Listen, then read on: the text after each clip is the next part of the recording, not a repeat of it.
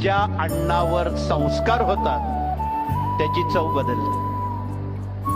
म्हणून स्वयंपाक करताना स्थिर चित्त, शांतता, कटकट भांडणापासून मुक्त ज्यावेळी आपलं मन असेल त्याच वेळी पाकशास्त्र तथा अन्नपूर्णा माता भगिनींना आशीर्वाद देते.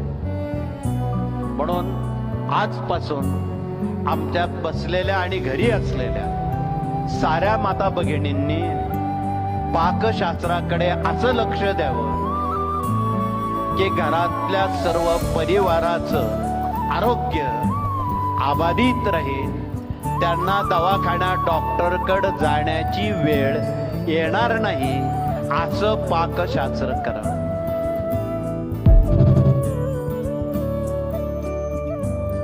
ज्या अन्नावर संस्कार होतात त्याची चव बदलते. म्हणून स्वयंपाक करताना स्थिर चित्त, शांतता, कटकट भांडणापासून मुक्त ज्यावेळी आपलं मन असेल त्याच वेळी पाकशास्त्र तथा अन्नपूर्णा माता भगिनींना आशीर्वाद देते. म्हणून आजपासून आमच्यात बसलेल्या आणि घरी असलेल्या साऱ्या माता भगिनींनी पाकशास्त्राकडे असं लक्ष द्यावं की घरातल्या सर्व परिवाराचं आरोग्य अबाधित राहील, त्यांना दवाखान्यात डॉक्टरकडे जाण्याची वेळ येणार नाही, असं पाकशास्त्र करावं.